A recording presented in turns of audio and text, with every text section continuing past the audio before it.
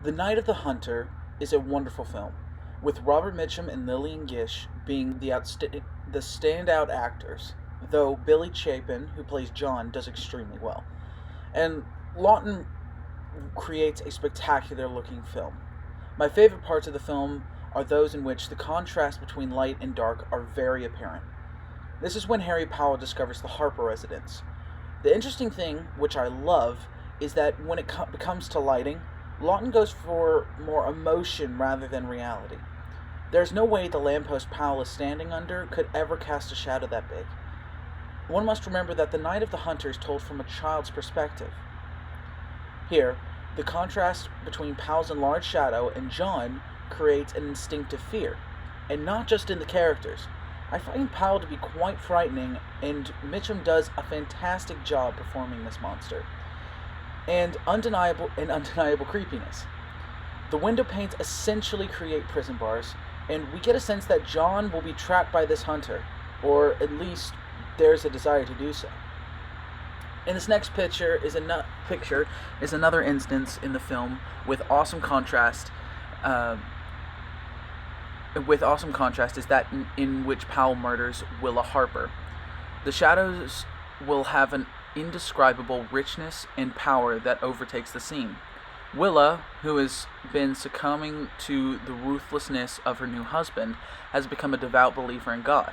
And so, when she knows her death is near, Lawton depicts her as angelic.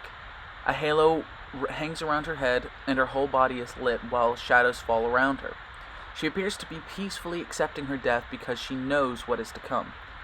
Though Willa comes off as kind of a daft and extremely gullible, we do sympathize with her, and the lighting helps the audience see her as innocent, Powell's innocent prey.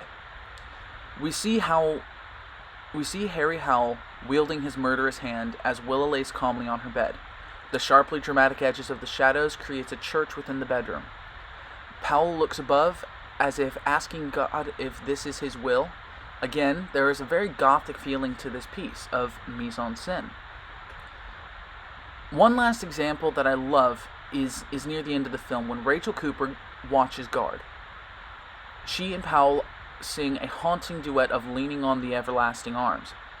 Light is showing in two places, on the gun Cooper is holding and half of Powell's face. The silhouette of Cooper gives her the power over Powell, who is seen partially. This illuminates the love and hate theme in the film. Powell tells the story of Cain and Abel, and he has love tattooed on his right hand and hate on his left. So, I gather that from the hands, this extends to the rest of his body.